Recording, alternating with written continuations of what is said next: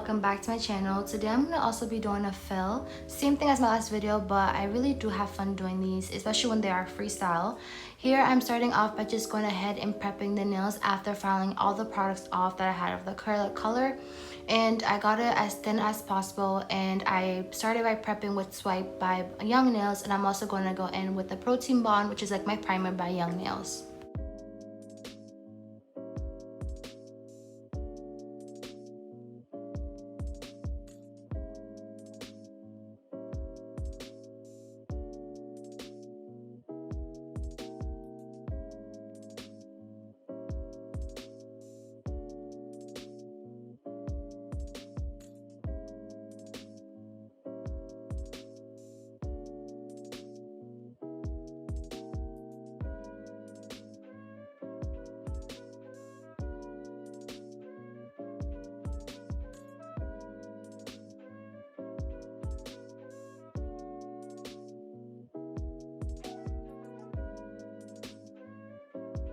What I go ahead and I do when I do an ombre, I just try to kind of balance everything out.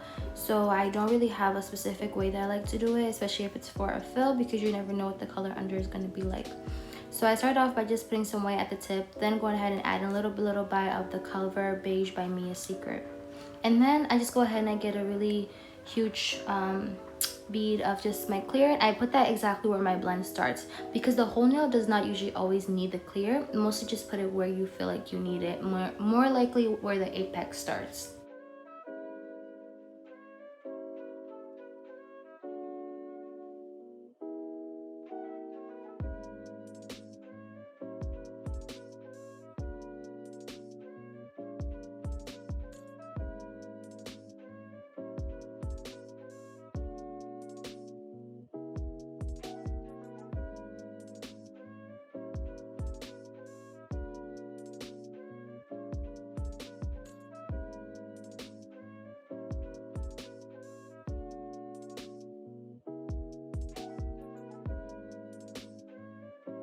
So this is a part where I didn't want to cut out, because I feel like it's something everyone can learn from, like I did from this experience. So basically what happened was my bead was too wet. Being that it was too wet, it was going to just expand more instead of being more thicker to a point where I could control it. So being said, you can also see how I go back and forth around the cuticle to remove any product that's there, because if you leave the product that's there, it's going to be hard for you to file it off, and it's going to cause damage to your client's skin, and it can also cause lifting from the nail.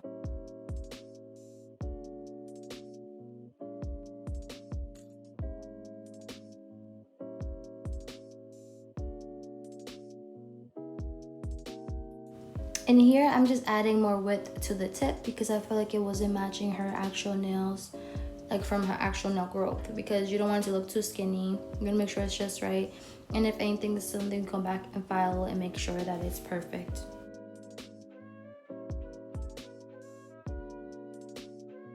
And so for me to also see where I need the product, you'll see that I turn the finger, not the hand, or the hand, whatever you want to say, over, just to kind of see the side of it, because that's the only way you're going to really know where you need to add more product. Because if you're looking at it flat from one way, you're not going to see where you have to add the product or where you need to go in more and seal anything in.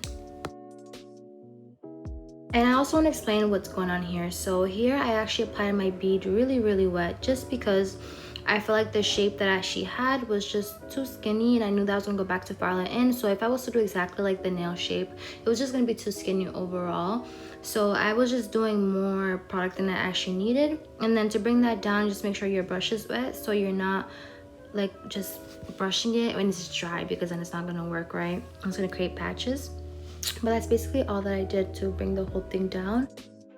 Don't forget to also try to, I know there's like so many things you want to focus on while you're doing nails, but I think the most important thing that's going to really help you in the longevity is keeping the shape of the acrylic, so that when you come file, it's not like oval, or the shape is not what the person wants, because then filing the acrylic down is going to be a lot more work than you perfecting the shape while the acrylic is on. So that's why I suggest that you also try your best to like hold down the sides, or like when you're using your brush to brush it down the sides, make sure that it's fitting the square of the tips or the sculpts or whatever you're doing. Here you'll see that I do my first layer very thin, and that's because of the way I'll be applying my acrylic to build my apex. I start by building them just literally by putting everything at the top of the nail, or the beginning of the nail I should say, and bringing it down. So there's no need for me to have so much of bulkiness at the tip if I'm going to be applying products from the top to blend down to the bottom. I don't know if you guys can understand what I'm trying to say, but that's why you'll see in the end why I do it, and it's common sense for me, so that's why I do it. But you do whatever makes you feel good.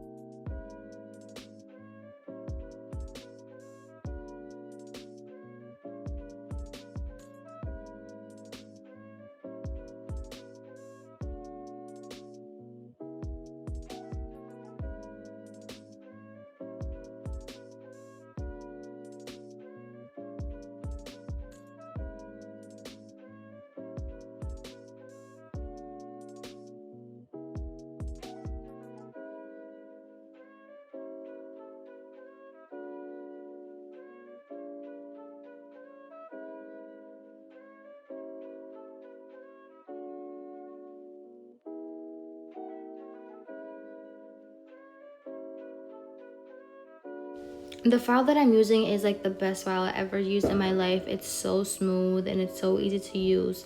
I'm gonna make sure that I link it down below. I got it from Amazon, but you can click the link down below in the description and you can just get it 1 year for yourself or your mom, because it's period, like it's that good. It's so smooth and so easy to use. Like I'm done with my filing by 10 minutes, and that includes filing the nails with the bit and also then shaping them with files. 10 minutes tops. It's that easy.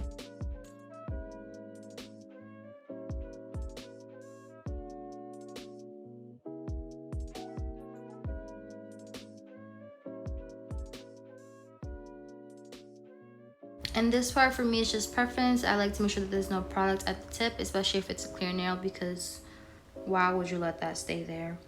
So you want to go ahead and clean under their nails because you don't want products to be stuck in there. It's nasty and they're really going to appreciate it. So file under the nails for them.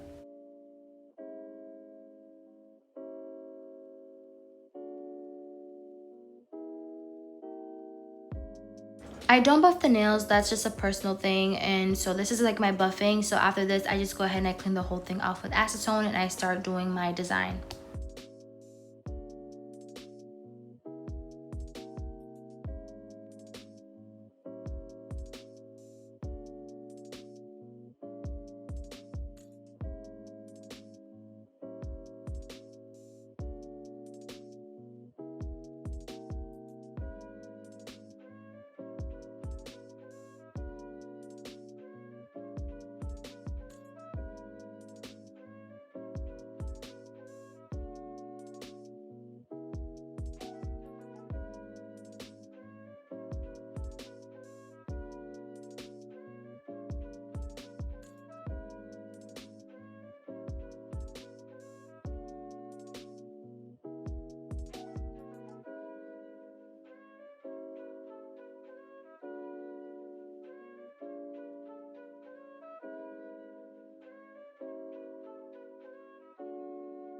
With doing the tips, I basically did it in layers because you don't want to do too much of a heavy coat, especially at first. And same thing here, you want to just balance everything out. I did do it, I think, like one time, and then took that off with those little brush, and then I did it with my actual brush because it was just easier. But that's basically it. And then just make sure it's really clean and it's gel, so you can always go back.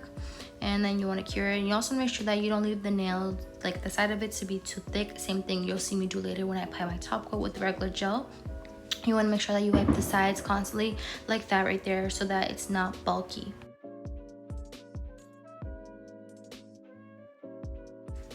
Something new that I've been trying is to just use sculpting gel. Do you guys hear that firework? Because it's not it, like, at all over it. But basically I'm using sculpting gel to help me do and help me keep the bling down. I'm trying to see if it'll work the same as just putting glue in that, but basically that's what it came out to be. I just did a freestyle with them all on the fingers that I did, and I hope you guys really enjoyed this video. Thank you so much for tuning in. I really do appreciate it, and I hope I can see you guys again next week with another video. And leave a comment if with any questions or suggestions. I'll try my best to put all the products down below in the description, so check that out. And that's about it, guys. See you next week. So I'm gonna go ahead and let you guys enjoy the rest of the video. If you need any of my social media, you can find them anywhere on my page. I'll make sure to link everything for you and also leave it over here if you want to visit over to my beauty page and see everything else of my work. And if you guys need help with anything, just let me know and I'll make sure to make a video of it.